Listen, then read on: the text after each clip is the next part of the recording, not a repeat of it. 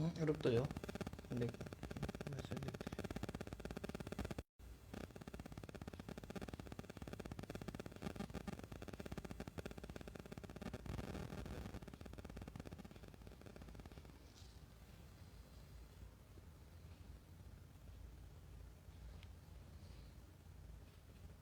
आवाज़ चेक कर लो।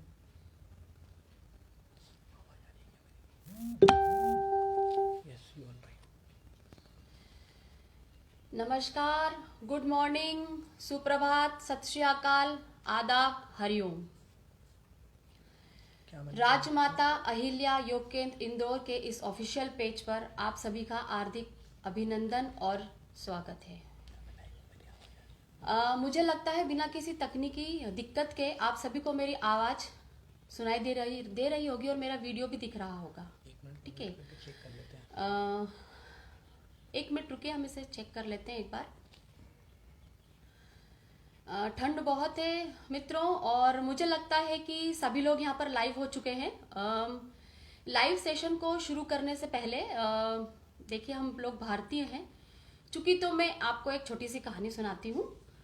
9/11 का जो हादसा हुआ था अमेरिका में, वो आप सभी उससे परिचित हैं। और सभी भारतीय वहां पर, जो भी भारतीय वहां पर थे, वो उस घटना में बहुत कम हताहत हुए, या वो उस दुर्घटना में बहुत कम उन्हें हानि पहुंची। इसका मुख्य कारण यह था दोस्तों कि हम भारतीय हैं और हमें थोड़ा सा लेट जाने की आदत है। हम कोई भी काम को करने के लिए थोड़ा सा लेट शुरू करते हैं, और इसी वजह से शायद उस मुसीबत की घड़ी में हमने आपको बचा लिया। मेरा इस प्रकार की कहानी कहने का उद्देश्य यह था मित्रों कि सभी लोग लाइव हो जाएं। और अब चलिए, मैं सबसे पहले राजमाता अहिल्या योग केंद्र के इस ऑफिशियल पेज पर आप सभी का दोबारा से हार्दिक अभिनंदन करती हूँ। मैं स्वयं निधि सिंह रतलाम मध्य प्रदेश से हूँ। मैं एक गृहिणी हूँ, और मैंने अपनी जो डिग्री है MSc बॉटनी से किया है मैंने, विक्रम विश्वविद्यालय से। और क्योंकि मुझे योगा और डाइट और इन सभी चीजों का बहुत शुरू से शौक रहा है, ठीक है, स्वामी रामदेव जी को शुरू से देखते आए हम लोग, उनको हम फॉलो करते हैं, तो मेरा इस क्षेत्र में कहीं ना कहीं रुझान रहा है। और मैंने अपनी योगा की degree Atal Bihari Vajpayee college, Devi Ahilya university से प्राप्त की है। आज मैं स्वयं को गृहिणी के साथ एक विद्यार्थी भी कहती हूँ। मैं इसलिए अपने आप को एक विद्यार्थी कहती हूँ कि मैं लगातार कुछ न कुछ नया सीखने की कोशिश कर रही हूँ। मैं नई नई चीजों को सुनती हूँ, समझती हूँ। तो मैं मेरे बेटे की तरह मैं भी एक विद्यार्थी हूँ, और ऐसा कहने में मुझे बहुत गर्व महसूस होता है कि मैं एक विद्यार्थी हूँ। और मैं उम्मीद करती हूँ कि अब तो इस लाइव सेशन में हम लोग अच्छे से जुड़ चुके हैं। आप लोगों को मेरी आवाज बहुत अच्छे से सुनाई दे रही होगी। सबसे पहले एक बार फिर मित्रों, मैं राजमाता अहिल्या योग केंद्र इंदौर का हार्दिक अभिनंदन करती हूँ और उन्हें साधुवाद देती हूँ। अभिनंदन इसलिए कि वो इस सोशल मीडिया पेज के माध्यम से हम छोटे क्षेत्रों के लोगों को ये मंच प्रदान कर रहे हैं कि हम अपने विचार आप लोगों के समक्ष प्रस्तुत करें। और साधुवाद इसलिए कि आज के इस भागादौड़ी की लाइफ में, इस जिंदगी में, सोशल मीडिया पेज पर वो जो निशुल्क जानकारी उपलब्ध करा रहे हैं, इसके लिए मैं उन्हें बार बार साधुवाद देती हूँ। देखिए, हम भारतीय संस्कृति से जुड़े लोग हैं, और भारतीय संस्कृति में कोई भी काम शुभ कार्य शुरू करने से पहले हम प्रार्थना करते हैं। तो आइए आप लोग सब मेरे साथ जुड़ जाइए और हम प्रार्थना से इस लाइव सेशन की शुरुआत करते हैं। तेजी से गहरी सांस लीजिए और मेरे साथ प्रार्थना दोहराइए। आप जहां कहीं भी हो, बैठे हो, लेटे हो, बैठे हो, मेरी बात सुन रहे हैं, तो आप इस प्रार्थना को दोहराइए और इस लाइव सेशन का आनंद लीजिए। ओम सहनावतु सहने भुनस्तु सह वीर्य करवावहे तेजस्विनामस्तु मा विद्विषावहे। ओम शांति शांति शांति। देखिए, भारतीय और हिंदू संस्कृति में हम कोई भी कार्य करते हैं तो हम भगवान से प्रार्थना करते हैं, क्योंकि कहते हैं ना कि कोई भी कार्य, शुभ कार्य करने से पहले पहले भगवान को प्रणाम कीजिए, उन्हें याद कीजिए। तो सबसे पहले आज मैं अपना जो टॉपिक है वो मैं आपके साथ शेयर करने जा रही हूँ। जिस विषय पर आज हम चर्चा करेंगे, आप ये समझिए कि हम चर्चा करेंगे, मैं किसी प्रकार का ज्ञान ना तो आपको दूंगी, हाँ ये है कि जो मैं जानती हूँ, जितना मुझे इस विषय का ज्ञान है, मैं आपके साथ अपने ज्ञान को साझा करूंगी। आज का जो मेरा विषय है योग और संतुलित आहार है। देखिए मित्रों, आज की भागा दौड़ी की जिंदगी में सभी कहीं ना कहीं अपने आप को स्वस्थ रखना चाहते हैं, स्वस्थ और स्वच्छ मन, इसके लिए हम लगातार प्रयासरत हैं। चाहे हम योग कर लें, चाहे हम सुबह की सैर कर लें, हम व्यायाम कर लें, हम जिम को ज्वाइन कर लें, हम जुम्बा क्लास अटेंड कर लें, पर उन सभी का उद्देश्य सिर्फ एक होता है, स्वस्थ शरीर को पाना। स्वस्थ शरीर, स्वस्थ मन, ये हम सबकी आवश्यकता है ना। ये सारी चीजें प्राचीन काल से चली आ रही है, ये कोई नई बात नहीं है योग करना, लेकिन आज उसका स्वरूप बदल गया है। स्वामी रामदेव जी के आने के बाद तो घर घर हर बच्चे तक योग के बारे में जानकारी, ये सारे आसन जानते हैं, प्राणायाम जानते हैं। सबसे पहले हम योग की बात करते हैं। योग क्या है? साधारण भाषा में हम एक बात करें तो हम बच्चों से पूछेंगे योग, हिंदी मीडियम के छात्र, योग मतलब किसी चीज को जोड़ना, है ना, अपने साथ मिलाना। योग का अगर हम साहित्यिक बात करें तो योग युज मतलब किसी चीज का मिलना, आत्मा से परमात्मा का मिलन, ये सब साहित्यिक बातें हो गई। आत्मा से परमात्मा का मिलन, हम नहीं जानते आत्मा से परमात्मा का मिलन कैसा होता है, पर इन सभी का उद्देश्य ये होता है कि स्वयं को खुश रखना, स्वयं को मुस्कुराहट के लिए, स्वयं की खुशी के लिए हम ये योग, आसन, प्राणायाम सब करते हैं। आप योग करते हैं, अष्टांग योग, योग के बहुत सारे प्रकार होते हैं। अष्टांग यम, नियम, आसन, प्राणायाम, प्रत्याहार, धारणा, ध्यान, समाधि, उच्च अवस्था तक जाते हैं। प्राचीन समय में हमारे ऋषि मुनि महात्मा समाधि तक जाते थे, जिसे हम मोक्ष कहते हैं। आज हम प्रयासरत हैं इन सब चीजों के लिए। हम देख के देखिए, इन सब चीजों के लिए हमें ना तो गाइडेंस की, आज यूट्यूब, सोशल मीडिया इतना ज्यादा जानकारी हमको उपलब्ध कराता है कि हम सब चीजें उस पर देखकर सीख सकते हैं। प्राणायाम, प्राणों का आयाम, श्वास, निश्वास, प्रश्वास, श्वास का लेना, हम मन का शुद्धिकरण करते हैं। आप कपालभाति, अनुलोम विलोम, भस्त्रिका, भ्रामरी, ये सब चीजें हम, प्राणों का आयाम मतलब हम शुद्ध वायु प्राप्त करें। प्राणायाम करने का सबसे सर्वश्रेष्ठ समय मित्रों सुबह का होता है। ये सब चीजें हम सुबह करते हैं। आसन करते हैं, आसन कई प्रकार के आसन होते हैं। 84 लाख हजार आसन बताए गए हैं, लेकिन हम उन आसनों को नहीं कर सकते। 84 लाख आसन जिन्हें श्रेष्ठ माना गया। और घेरन संहिता में तो हम, जो योग के मेरे विद्यार्थी, जो मेरे योग के साथी जानते हैं कि 32 आसन महत्वपूर्ण होते हैं। उन 32 आसनों में से भी कुछ आसन ऐसे होते हैं जिन्हें हम आत्मसात करते हैं। जैसे हम खाना खाने के बाद वज्रासन करते हैं, हम शवासन करते हैं। सारे आसन हैं जिन्हें हम हमारी बीमारियों के हिसाब से हम लोगों को करवाते हैं, हम स्वयं करते हैं। डायबिटीज के लोगों के लिए क्या आसन होता है? उच्च रक्तचाप, निम्न रक्तचाप, थायराइड, मोटापा। देखिए मित्रों, आज के समय में ये जो बीमारियों को मैं कह रही हूँ, ये आम समस्या है सभी के घर में बुजुर्ग हैं, sugar, diabetes, high blood pressure, ये सभी को होता है। सभी के लिए अलग अलग आसन कहे गए हैं, सभी के लिए सभी प्राणायाम करते हैं। सभी बुजुर्ग हैं, जल्दी उठते हैं। देखिए ना, अर्ली राइजर, जो जल्दी उठता है वो हमेशा स्वस्थ रहता है, ये हम सभी जानते हैं। देखिए मित्रों, जानते तो हम बहुत सारी चीज है, लेकिन अमल हम उन चीजों पे नहीं करते। जो बातें मैं बता रही हूँ वो आप सब जानते हैं, ऐसा नहीं कि आप नहीं जानते, आप इन सभी चीजों को जानते हैं, लेकिन बस हम हमारी आदतों के कारण उन सब चीजों को जिंदगी में नहीं कर पाते। जैसे कि मैंने प्राणायाम की बात की, है ना। प्राणायाम श्वासों का आना और जाना, हमारा ऑक्सीजन लेवल बढ़ता है। इन सब चीजों को करने से ऑक्सीजन लेवल बढ़ता है। ऑक्सीजन लेवल हमारे शरीर में बढ़ेगा तो हमारी शारीरिक गतिविधि बहुत अच्छे से होगी, सुचारू रूप से होगी। हम जो भोज्य पदार्थ खा रहे हैं उसका ऑक्सीडेशन होगा, हमको एनर्जी मिलेगी, हमको कैलोरी मिलेगी। ये तो हम सब जानते हैं, लेकिन क्या आप जानते हैं मित्रों कि सिर्फ प्राणायाम और आसन को करने से हम स्वस्थ रह सकते हैं? शायद नहीं।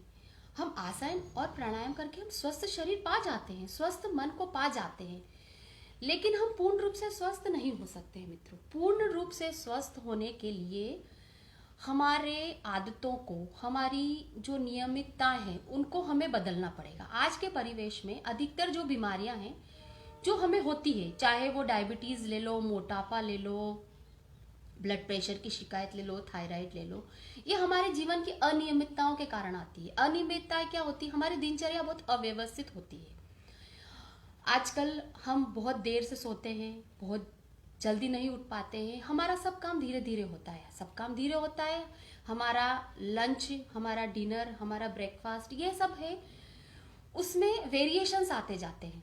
ऐसा नहीं कि हम समय पे सब चीज़ करते हैं। हम 6 बजे उठ जाते हैं, हम आसन प्राणायाम करते हैं, हम 7 बजे चाय लेते हैं, नींबू पानी पीते हैं, हम 9 बजे नाश्ता करते हैं, हम 12 बजे भोजन करते हैं। नहीं, ये सब चीज़ें बिल्कुल नहीं करते। हम जानते तो सब चीज़ें हैं, लेकिन हम करते कुछ नहीं है। हमारा जीवन अव्यवस्थित है।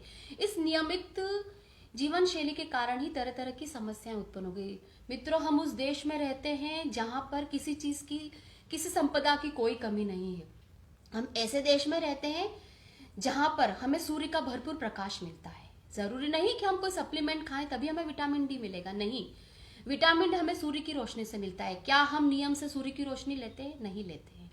सब चीजें हमारे पास उपलब्ध है, सब संसाधन हमारे पास उपलब्ध है, लेकिन हम उनका उपयोग नहीं करते हैं। मित्रों, मैं आपको आज इसी विषय पे थोड़ी आपसे चर्चा करना चाहती हूँ, आपसे मेरे विचार साझा करना चाहती हूँ। चूंकि हम भारतीय संस्कृति से जुड़े हुए हैं, आयुर्वेद जानते हैं, हम आज बीमार हो जाते हैं, हम दवाइयाँ तो लेते हैं, लेकिन एलोपैथिक दवाइयाँ उन सारी समस्याओं का निवारण करती है, उन समस्याओं का निवारण करती है। लेकिन कभी सोचा है कि ये समस्या उत्पन्न किस कारणों से होती है? उन कारणों को हम नहीं जानते हैं। ये कारण हमारे आयुर्वेद में बताते हैं, हमारे धार्मिक ग्रंथ हमें बताते हैं, हमारे पुराने शास्त्र हमें बताते हैं कि ये समस्या हमें क्यों उत्पन्न होती है। लेकिन हम उन कारणों को जान के भी उनसे अनभिज्ञ भी रहते हैं। मित्रों, पोषक आहार और संतुलित आहार जीवन में महत्वपूर्ण मायने रखता है। जीवन में अगर हम कुछ करना चाहते हैं तो हमारी जीवन शैली को सुधारना पड़ेगा। व्यायाम और प्राणायाम के साथ स्वयं को पोषक आहार और संतुलित भोजन भी देना पड़ेगा। कहते हैं ना कि स्वस्थ मन में, स्वस्थ शरीर में स्वस्थ मन रहता है। और हम एक चीज ये भी जानते हैं कि जैसा हम खाते हैं, जो हम खाते हैं, वैसी ही हमारी सोच होती है और वैसे ही हम बनते हैं। हमारी सोच ही हमारे व्यक्तित्व का निर्माण करती है। जैसा हमारा व्यक्तित्व होगा, हम वैसे ही कार्य करते हैं, हम वैसे ही देश के लिए बनते हैं। मित्रों, मेरा आप सभी से निवेदन है कि अपने खान पान की जीवन शैली में परिवर्तन कीजिए। ये परिवर्तन तरह तरह के रूप में होता है। जैसे अमूमन हम खाते सब चीज़ें, चूंकि मैं एक गृहिणी हूँ, मैं एक गृहिणी के रूप से आपसे चर्चा करना चाहती हूँ। हम पोषक आहार की बात करते हैं तो पोषक आहार आता कहाँ से? पोषक आहार का संबंध रसोई से होता है। और हम हमारा अधिकतर समय, अमूमन 80% टाइम हम हमारा किचन में व्यतीत करते हैं। हमारे घर में बच्चे होते हैं, हमारे घर में बुजुर्ग होते हैं, हमारे घर में वयस्क लोग हैं। हम खाना बनाते हैं, सभी के लिए एक प्रकार का खाना बनता है। क्या हम कैलोरी गिन गिन के खाना बनाते हैं? नहीं, ऐसा हम बिल्कुल नहीं करते हैं कि हम कैलोरी को गिन के खाना बनाते हैं। बच्चों को ये चीज़ देनी है, बुजुर्गों को देनी, वयस्कों को देनी है। सबका उम्र और लिंग और समय के हिसाब से भोजन और उनकी जो कैलोरी है वो अलग अलग होती है। देखिए, ये तो एक साइंटिफिक बातें हो गई। जैसे एक मैं बच्चे की बात करती हूँ। घर में बच्चा है, क्योंकि वो शारीरिक गतिविधि ज़्यादा करता है, उसका विकास हो रहा है, उसकी हड्डियां मजबूत हो रही है, उसके शरीर का निर्माण हो रहा है, तो इस अवस्था में उसे कैसे भोजन की जरूरत होती है? उस अवस्था में उसे प्रोटीन युक्त भोजन की आवश्यकता होती है। प्रोटीन युक्त भोजन, प्रोटीन युक्त भोजन से हम साधारण भाषा में समझ सकते हैं कि हम दूध, अंडा, मांस, मछली, अनाज, दालें, जितनी भी चीज़ें हैं, ये सब प्रोटीन युक्त है। दालों के प्रकार, अगर आप शाकाहारी तो जरूरी नहीं है कि आप इन सब चीज़ों के बारे में। शाकाहार और सात्विक भोजन में जीवन को स्वस्थ रखने के वो सारे गुण होते हैं जो हम शाकाहार से प्राप्त कर सकते हैं। देखिए, हमारे गीता जी में कहा गया है, हम श्री कृष्ण भगवान ने गीता जी में भोजन को 3 भागों में बांटा है। जैसा कि उस आधार पर अगर हम आपसे बात करें तो भोजन 3 प्रकार का होता है। एक होता है तामसिक भोजन, एक होता है राजसिक भोजन और एक होता है सात्विक भोजन। ठीक है, जैसा कि नाम से आप उस चीज़ को समझ सकते हैं। तामसिक भोजन ऐसा होता है जो दुर्गंध युक्त होता है, रस रहित होता है, बासी होता है, अध पका भोजन होता है। इस प्रकार का भोजन करने वाले व्यक्ति जो होते हैं ना, मूढ़ प्रकृति के होते हैं। अस्थिर होते हैं, उनका दिमाग स्थिर नहीं होता है। जो जिस प्रकार के व्यक्ति हम देखते हैं ना, जो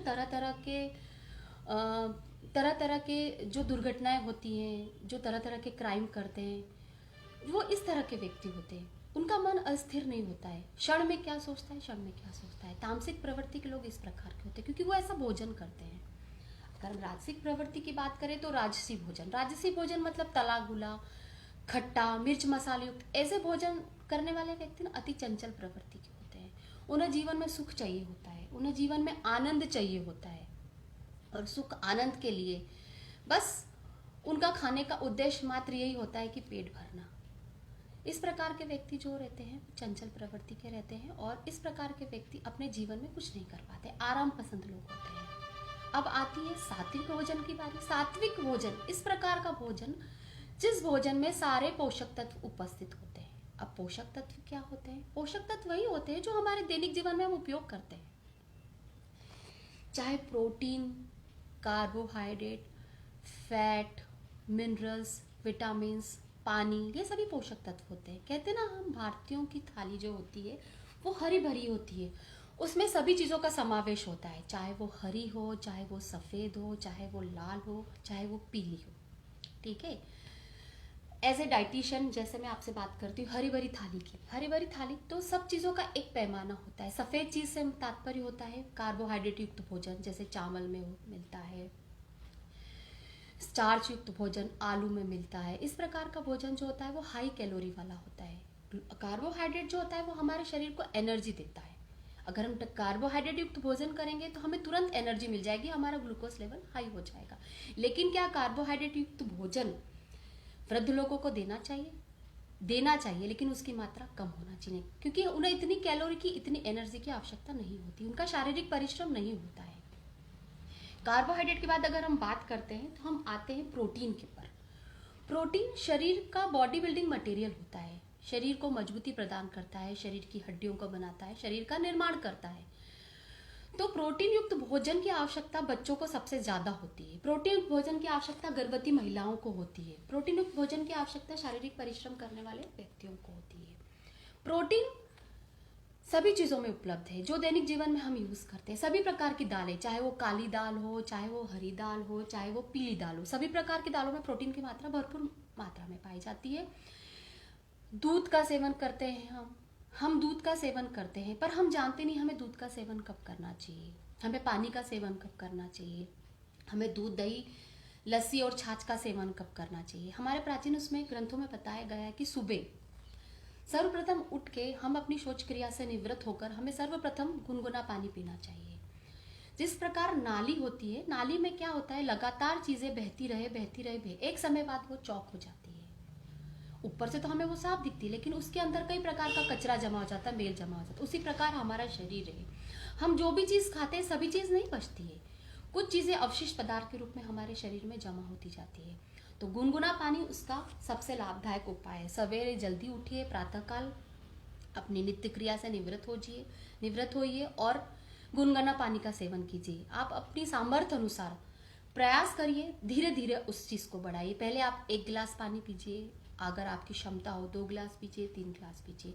वो शरीर के अंदर का दिन भर जो आपने खाया पिया है वो सारी अशुद्धियों को दूर करने का काम करता है। अगर उसमें अगर आप नींबू पानी का इस्तेमाल करेंगे, उसमें शहद डालेंगे तो और सर्वोत्तम हो जाएगा। जो मोटापे से ग्रसित लोग हैं, जो अपनी कैलोरी बर्न करना चाहते हैं, तो विटामिन सी युक्त चीज़ों का इस्तेमाल कीजिए। आप पानी के साथ नींबू का सेवन कीजिए, एंटीऑक्सीडेंट का काम करेगा, आपकी अतिरिक्त चर्बी को घटाने का काम करेगा। ये बात कर रहे हैं हम पानी पीने की। उसके बाद प्रोटीन के साथ हम अगले विषय पे बात करते हैं जो पौष्टिक आहार में आता है, वसा। देखिए, वसा युक्त भोजन करना, आज सभी लोग उस चीज़ से दूर भागते हैं कि हमें वसा युक्त भोजन नहीं करना है। वसा युक्त भोजन में हम तेल, घी, चिकनाई, इन सभी चीज़ों को ले सकते हैं। प्राचीन समय में लोग शारीरिक परिश्रम बहुत ज़्यादा करते थे, सभी काम हाथ से करते थे। महिलाएं घट्टी पीसती थी, बैठ के सब कार्य करती थी, घर का सारा काम, पानी भर के लाना, पोछा लगाना, झाड़ू करना, खाना बनाना, सभी काम बैठ के किया जाता था। तो उन्हें अतिरिक्त घी, चिकनाई की आवश्यकता होती थी। क्या आज के ज़माने में हम अतिरिक्त घी और चिकनाई की आवश्यकता है? बिल्कुल नहीं। हम इस प्रकार की शारीरिक गतिविधि करते ही नहीं है कि हमें इस प्रकार के उच्च वसायुक्त भोजन की आवश्यकता है। मैं आपसे ये नहीं कहती कि आप उबला भोजन करिए, पर अतिरिक्त चिकनाई को भी अपने भोजन में शामिल नहीं करना है। अतिरिक्त चिकनाई जो हम लेते हैं, शारीरिक परिश्रम करने वाले, हाँ, जो मजदूर वर्ग के लोग होते हैं, जो अत्यधिक परिश्रम करते हैं, उन्हें इस प्रकार के भोजन की आवश्यकता होती है। लेकिन हम घर में रहते हैं, या फिर हम सिटिंग का काम करते हैं, या हम ऑफिस जाते हैं, या हम बच्चों की बात करें, तो आजकल बच्चों में भी इतनी फिजिकल एक्टिविटी नहीं होती है। इस कोरोना काल में तो देखिए सभी बच्चे घर पर ही रहते हैं। हम सभी परेशान हैं बच्चों से कि पूरे टाइम लैपटॉप, मोबाइल और इन्हीं एक्टिविटी में लगे रहते हैं। और वैसे भी जब स्कूल चलते हैं तभी बच्चे शारीरिक क्रियाएं उतनी नहीं करते हैं जितनी हमारे समय में या हमारे प्राचीन बुजुर्ग लोग किया करते थे। सिर्फ किताबी ज्ञान प्राप्त करते हैं, स्कूल जाते हैं 7 बजे 3 बजे आते हैं, आके थक जाते हैं, भोजन करते हैं, सोते हैं, ट्यूशन जाते हैं, खाते हैं, शाम को होमवर्क करते हैं, सो जाते हैं। शारीरिक परिश्रम तो वो भी नहीं करते ना, तो उन्हें भी वसायुक्त चिकनायुक्त भोजन की आवश्यकता कदापि नहीं होती है।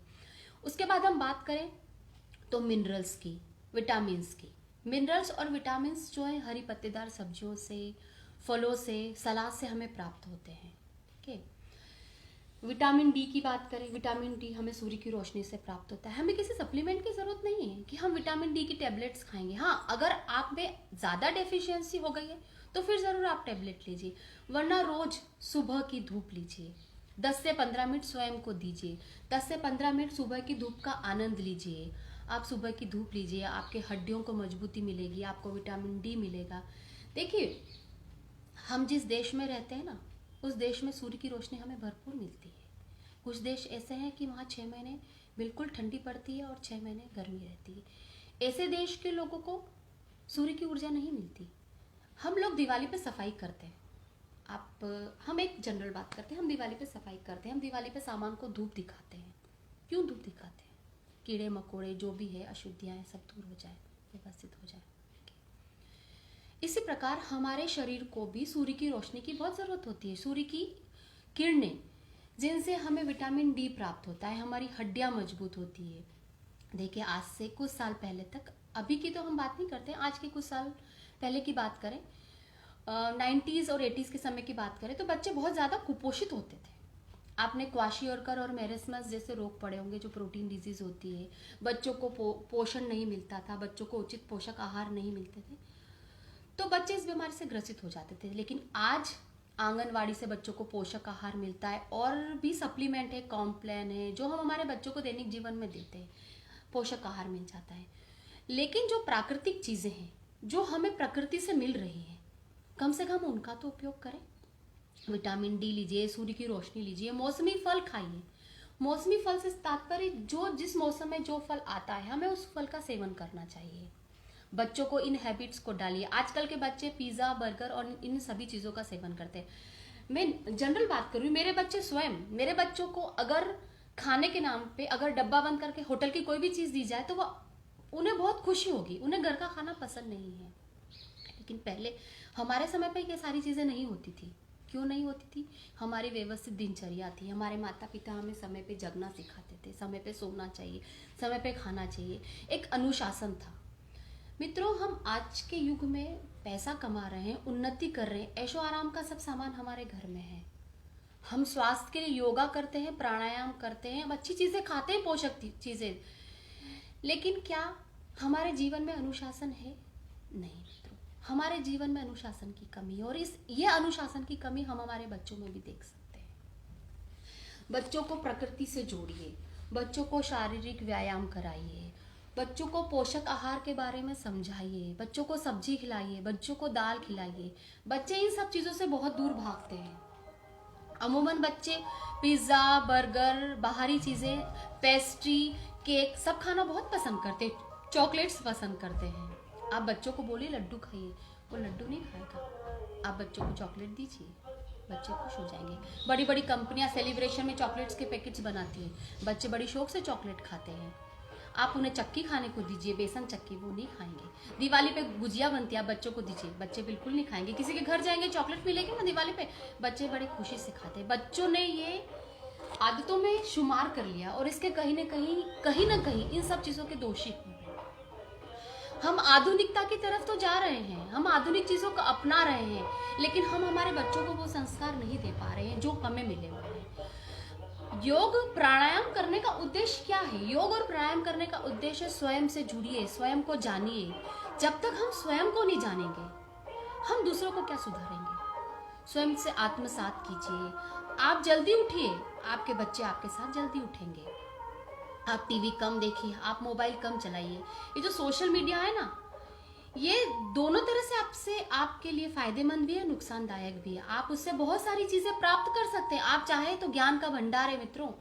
मैंने गूगल पे मेरे डिप्लोमा में जितनी भी सारी बातें हैं, मैंने क्लास बहुत कम अटेंड करी, मैं रतलाम से इंदौर नहीं जा पाती थी, लेकिन मेरा जो ज्ञान का अर्जन है, जो मेरे गुरुजियों से मैंने प्राप्त किया है, मैं बहुत कम गई, लेकिन मेरे गुरुजियों ने मुझे ज्ञान दिया, मैंने उसे आत्मसात किया। उस ज्ञान को मैंने गूगल और यूट्यूब पे सर्च किया, मैंने अच्छे अच्छे शास्त्रों का अध्ययन किया, अच्छी अच्छी किताबें पढ़ी, तो मुझे ये ज्ञान प्राप्त किया। मन को स्वस्थ रखने के लिए, मन को पोषण देने के लिए हमें अच्छे साहित्य की जरूरत होती है, हमें अच्छी चीजें देखना होती है, ना कि टीवी चलाना, ना मोबाइल चलाना। इस मोबाइल पे आपको हर चीज मिलेगी, हर चीज मिलेगी। आप अच्छी बातें भी सीखेंगे, आप बुरी बातें भी सीखेंगे, लेकिन आप सिर्फ कहते हैं ना, जिस चीज की ओर जाने का मना बोलो, आप उसी दिशा में जाते हैं। जहाँ लिखा होता है कि इस जगह पर नहीं जाना है, आप उस जगह पर जाते हैं। जिस जगह पर लिखा होता है कि फूल नहीं तोड़ना है, आप बस एक फूल तोड़ते हैं। ज्ञान का भंडार है मित्रों, ये सोशल मीडिया ज्ञान का भंडार है। ये सारी चीजें हमको इतना ज्ञान प्रदान करती है, लेकिन हम उन चीजों को नहीं लेते हैं। हम उन चीजों को लेते हैं जिसका हमारे जीवन से कोई सारोकार नहीं है। हम सेलिब्रिटीज को देखते हैं, हम सेलिब्रिटीज से बहुत सारी चीजें सीखते हैं, हम उनकी लाइफस्टाइल को देखते हैं, हम उनके अनुसार उस फैशन का अनुसरण करते हैं। उसने ऐसी हेयर स्टाइल बनाई, उसने ऐसी साड़ी पहनी, उसने ऐसे कपड़े पहने, लेकिन हम उनकी लाइफ स्टाइल को नहीं देखते हैं कि इन सब चीजों को करने के लिए वो कितना प्रयत्न करते हैं, वो कितना प्रयास करते हैं, वो अपने आप को इन सब चीजों से कितना दूर रखते हैं। मित्रों, एक एक महीने भोजन नहीं करते हैं, सलाद पे रहते हैं। आपने दबंग फिल्म देखी होगी और उसमें आपने ट्रांसफॉर्मेशन देखा होगा आमिर खान का। आमिर खान ने उसमें दोनों तरह के रोल किए हैं। हमको देखना बहुत आसान लगता है, हम एंटरटेनमेंट के, लेकिन आप उस चीज को गहराई से चिंतन करिए कि उसने अपने आप को फिट करने के लिए योग, प्राणायाम, इन सब चीजों के साथ अपने डाइट को भी कंट्रोल किया है। पोषक आहार अति आवश्यक है मित्रों। पोषक आहार में वो सभी चीजें जो हमारे शरीर के लिए आवश्यक है शामिल होती है। पोषक आहार की कोई अलग से परिभाषा नहीं होती है कि पोषक आहार की कोई परिभाषा होती है। पोषक आहार क्या होता है? पोषक आहार वो होता है जो हमारे घर में उपलब्ध होता है, लेकिन हम उसका सही समय पे उपयोग नहीं कर सकते मित्रों। देखिए, जो डाइट है वो उम्र, लिंग और समय के हिसाब से सभी की अलग अलग होती है। अगर हम एक वयस्क व्यक्ति की बात करें तो 15 से 1800 कैलोरी उसे रोज चाहिए होती है, और अगर हम एक वयस्क महिला की बात करें तो उसे 1200 से 1500 कैलोरी ऊर्जा की आवश्यकता होती है। लेकिन हम इससे कई गुना कैलोरी प्राप्त कर लेते हैं, कई गुना कैलोरी। हम छोटी छोटी चीज़ों का सेवन करते हैं। ये जो अतिरिक्त ऊर्जा है, इस ऊर्जा का उपयोग तो हम कर लेते हैं, लेकिन इस अतिरिक्त कैलोरी का उपयोग हम कैसे कर पाते हैं? इस अतिरिक्त कैलोरी का उपयोग हम नहीं कर पाते हैं। ये अतिरिक्त कैलोरी हमारे शरीर में जमती जाती है और ये हमारे शरीर को मोटा कर देती है। आज की मुख्य समस्या है मोटापा। चाहे लड़का हो, चाहे लड़की हो, चाहे कम उम्र के बच्चे हो, आजकल मोटापा से सभी ग्रसित हैं, और मोटापा ही सभी बीमारी का मेन उद्देश्य होता है, मेन जड़ होता है। इस मोटापे के कारण हमें तरह तरह की समस्याएं हो जाती है। हम उठ बैठ नहीं पाते हैं, हमें लो ब्लड प्रेशर हो जाता है, हमें हाई ब्लड प्रेशर हो जाता है, हमें थायराइड हो जाता है, अनिद्रा हो जाती है।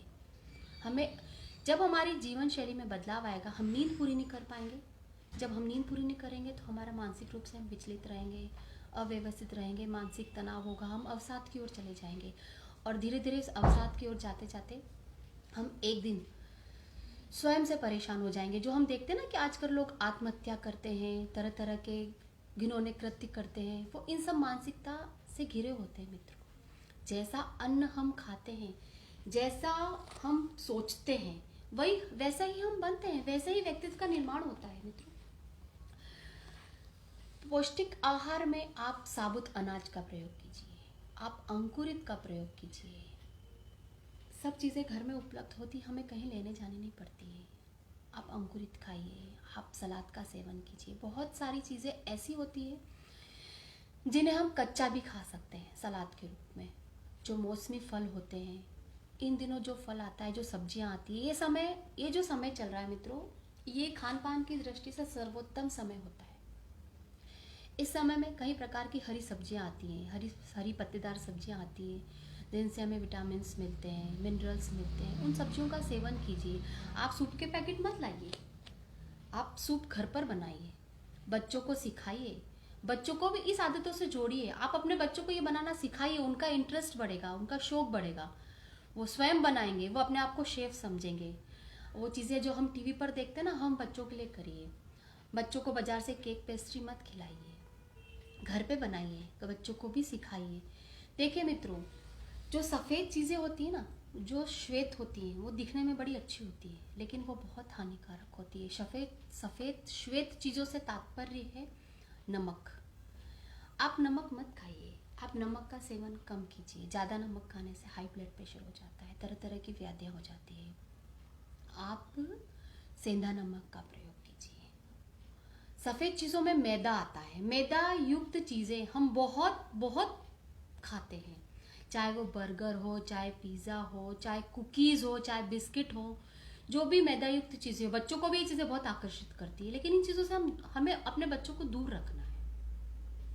आप अपने बच्चों को हेल्दी डाइट दीजिए। हेल्दी डाइट में इस मौसम में आप ड्राई फ्रूट्स के लड्डू बनाइए। बच्चों को चॉकलेट्स मत दीजिए, बच्चे तो उस चीज़ की तरफ आकर्षित होंगे, लेकिन हमें उनको वो नहीं देना है। पोषक आहार में बच्चों को गुड़ खिलाइए, गुड़ की कैंडी बनाइए, आंवले का प्रयोग कीजिए, बच्चों को आंवले की कैंडी बना के दीजिए। ये सब पोषक चीज़ें हैं, ये सब चीज़ें हमारे प्राचीन समय से चली आ रही है, और इन्हीं चीज़ों का अब नया रूप जिस प्रकार से गाने को रिमिक्स किया जाता है ना मित्रों, पुराने गाने, अब म्यूजिक में वो मधुरता नहीं बची है। पुराने गानों को लेके उनको रिमिक्स करके उनको नई तरीके से प्रस्तुत किया जाता है, और उन गानों को हम बहुत पसंद करते हैं। पुरानी चीज़ों को भी नई रेसिपीज के साथ ये सारे यूट्यूब चैनल्स वगैरह सब बताते हैं, और हम खुशी खुशी उसे देखते हैं। घर में उपलब्ध चीज़ों से अपने बच्चों को पोषक आहार दीजिए। आंगनवाड़ी में जो पोषक सामग्री मिलती है उसमें क्या रहता है, वही सब चीज़ों का तो समावेश होता है। दलिया रहती है, खिचड़ी रहती है, ज्वार रहता है, अजवाइन रहता है, मूंग की दाल रहती है, ये सब चीज़ें हमारे घर में होती है मित्रों। आज इस विषय पे जो हम चर्चा कर रहे हैं, हम एक साधारण बातचीत कर रहे हैं। हमारा उद्देश्य ये नहीं है कि मैं आपको कुछ सिखाऊं, बल्कि मैं स्वयं एक विद्यार्थी हूँ। मैं हर रोज नई चीज़ को सीखती हूँ, और मैं आपसे आज इसी विषय पर अपने विचारों को साझा कर रही हूँ। संतुलित आहार जो मेरा आज मेन विषय था। संतुलित आहार क्या होता है? आहार मतलब क्या? जो चीज़ हम हमारे दैनिक जीवन में ग्रहण करते हैं वो हमारा आहार होता है, उसे हम आहार कहते हैं। पोषक आहार क्या? पोषक आहार वो जिसमें सारी चीज़ें समावेश होती है मित्रों। प्राणायाम, योग, एक्सरसाइज, सूक्ष्म क्रियाएं, अंग संचालन, सभी चीज़ें हमारे शरीर के लिए आवश्यक है। हम सभी चीज़ों को हमारे दैनिक जीवन में करते हैं, लेकिन इन सब चीज़ों के साथ हमें हमारे आहार पर विशेष ध्यान देना होता है। वृद्धों के लिए ज़्यादा कैलोरी युक्त भोजन नहीं होना चाहिए, क्योंकि वो शारीरिक परिश्रम नहीं करते हैं। वो बैठते हैं, वो खाते हैं, वो चलते हैं, वो सैर करते हैं, इसलिए उनका शारीरिक परिश्रम इतना नहीं होता है। उन्हें अतिरिक्त कैलोरी वाला भोजन नहीं देना है। प्रोटीन की बात करें तो उन्हें प्रोटीन युक्त भोजन देना है, दूध देना है, लेकिन दूध के अंदर मलाई हटा के देना है। हार्ट पेशेंट्स को, जो भी हैं, जो हृदय रोगी हैं, उनको सुबह की सैर करना अत्यंत आवश्यक है। डायबिटीज़ के पेशेंट को सैर पे जाइए, प्राणायाम कीजिए, स्वयं के लिए आधा घंटा दीजिए। सुबह गुनगुने पानी से दिन की शुरुआत कीजिए। आप ज़्यादा समय नहीं दे सकते हैं स्वयं को, आधा घंटा दीजिए, 40 मिनट दीजिए। 20 मिनट आप वॉक पे जाइए, 20 मिनट आप अंग संचालन कीजिए, 20 मिनट में आप योगा कीजिए, आप प्राणायाम कीजिए। ये सब चीज़ें शरीर को स्वस्थ बनाती हैं। इन सब चीज़ों से हमारा शरीर स्वस्थ होता है, हमारा मन स्वस्थ होता है। शरीर और मन के स्वस्थ होने के साथ साथ मित्रों, संतुलित आहार का महत्वपूर्ण योगदान होता है हमारे जीवन में। अगर हम संतुलित भोजन नहीं करेंगे, हम स्वयं को स्वस्थ नहीं मान सकते।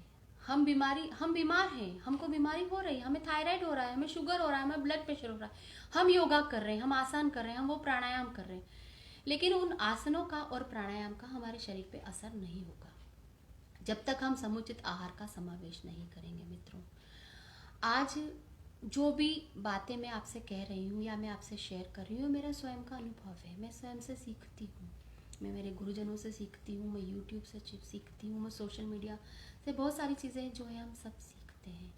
पोषक तत्वों में उन तत्वों को शामिल कीजिए जिनसे हमें एनर्जी मिले, जिनसे हमें कैलोरी मिले। अतिरिक्त कैलोरी को हमें बर्न करना है, और वो बर्न किस रूप में करना है, सबका करने का तरीका अलग होता है। कोई सैर पे जाते हैं, कोई योग करते हैं, कोई प्राणायाम करते हैं। स्वयं के लिए समय देना अत्यंत आवश्यक है।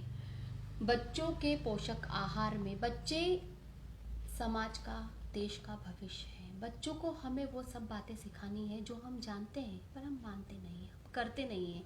हमें वो सारी बातें हमारे बच्चों को सिखानी है मित्रों जो हमने सीखी हैं। आज जो लाइफ स्टाइल चल रही है, आज जो बच्चे सीख रहे हैं, आज जो बच्चे देख रहे हैं, वो सब चीज़ें बच्चों का शारीरिक और मानसिक विकास उस हद तक नहीं कर रही है जिस हद तक हम चाहते हैं। हमारे बच्चों को पढ़ाना चाहते हैं, हम हमारे बच्चों को आगे लेना चाहते हैं, लेकिन हम हमारे बच्चों को अनुशासन भी सिखाएं।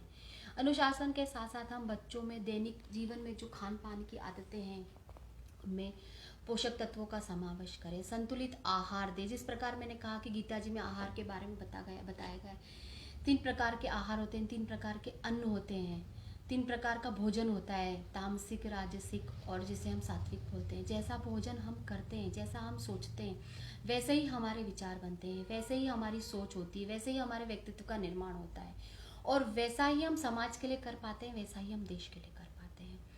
आज मैं संतुलित आहार और योग दोनों के बारे में जो मैंने आपसे बातें करी, इन सब दोनों ही अगर जीवन में योग के साथ हम संतुलित आहार का समावेश करेंगे तो मित्रों जो आज जिन समस्याओं से हम परेशान हैं, जिन समस्याओं से हम ग्रसित हैं, वो दिन दूर नहीं कि हम हमारे देश के लिए उज्जवल भविष्य का निर्माण करेंगे। या हमारे हाथ में, हमारे बच्चों का निर्माण हमारे हाथ में है।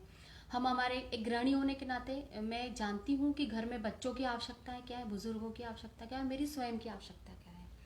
एक महिला होने के नाते आप स्वयं को कभी भी निग्लेक्ट मत कीजिए कि जो बचा कुचा है मैं सब खा लूँगी, मैं इनको खिला दूँ, मैं बुजुर्ग लोगों को दे दूँ, मैं बच्चों को दे दूँ, मैं हस्बैंड को दे दूँ। नहीं, आपका पेट एक डस्टबिन नहीं है। आप स्वयं का भी ध्यान रखिए, स्वयं भी पोषक युक्त चीज़ों का इस्तेमाल कीजिए। 30 के बाद हम सभी जानते हैं 30-35 की उम्र के बाद शरीर में बनने की क्रियाएं कम हो जाती हैं, शरीर में घटने की क्रियाएं, मेटाबॉलिक एक्टिविटी धीमी पड़ जाती है। जिसे हम एनाबॉलिज्म और कैटाबॉलिज्म कहते हैं, जिनमें चीज़ों का बनना, सिंथेसिस होने की प्रक्रियाएं कम हो जाती है लेकिन टूटने की प्रक्रियाएं बढ़ जाती है। 30 के बाद महिलाओं को तरह तरह की समस्याएं हो जाती है, मोटापा हो जाता है, ब्लड प्रेशर की समस्या हो जाती है, थायराइड हो जाता है, और 40 के बाद अमूमन मोनोपॉज की समस्याएं शुरू हो जाती है। आपके शरीर में शारीरिक परिवर्तन होते हैं, आप में चिड़चिड़ापन आता है, आप बात बात पर इमोशनल हो जाते हैं, भावुक हो जाते हैं, क्योंकि हमारे शरीर के अंदर हार्मोनल चेंजेस होते हैं। व्यवहारिक बात है, ये सारी चीज़ें परिवर्तन होते हैं। इस परिवर्तन में आपको अपने परिवार का साथ चाहिए, परिवार का सहयोग चाहिए, पोषक युक्त भोजन चाहिए। तो आप इन सभी बातों को अपने दैनिक जीवन में इस्तेमाल कीजिए। योग और प्राणायाम के साथ संतुलित भोजन का सेवन कीजिए। अत्यधिक कैलोरी युक्त भोजन नहीं करें। अत्यधिक कैलोरी हमारे शरीर में मोटापा बढ़ाती है। उम्र के हिसाब से, लिंग के हिसाब से, समय के हिसाब से सबको भोजन दीजिए। पोषक तत्व का समावेश कीजिए।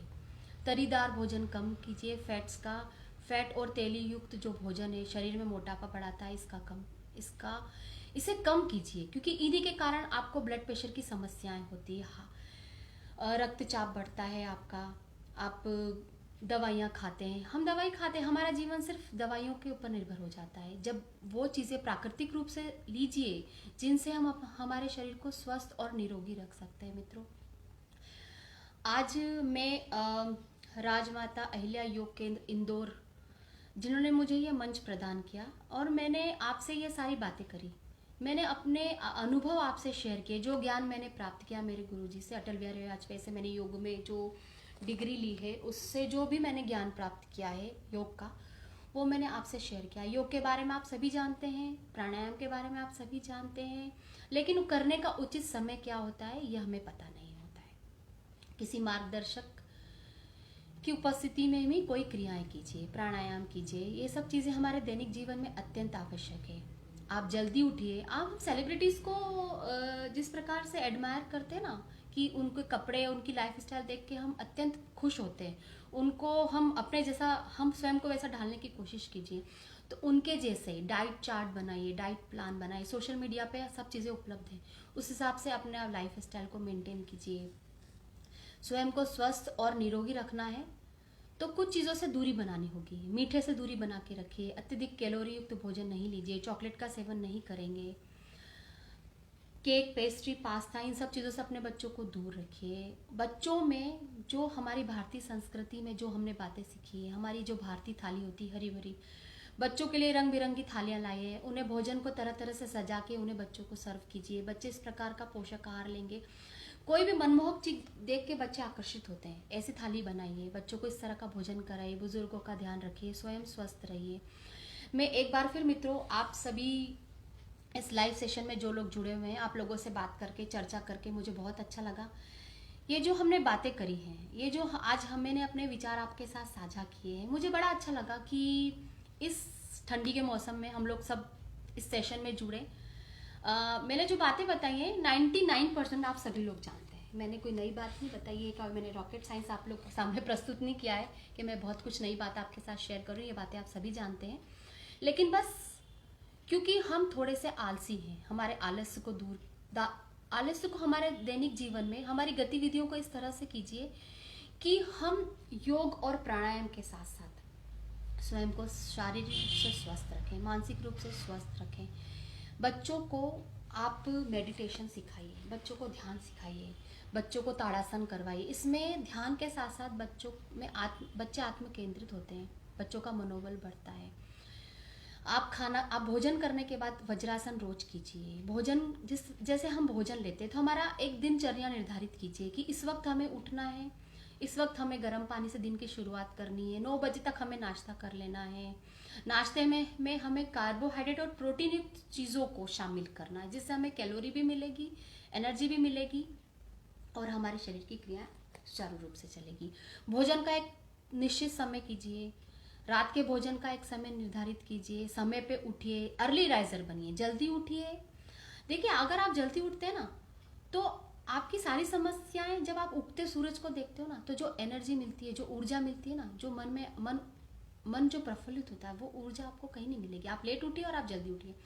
आप अगर कहते हैं ना कि 20 दिन तक, 21 दिन तक लगातार अगर हम कोई भी चीज़ करते तो वो हमारी आदत बन जाती है। आप इन सब चीज़ों को अपनी आदतों में शामिल कीजिए, संतुलित आहार लीजिए, योग करिए, प्राणायाम करिए।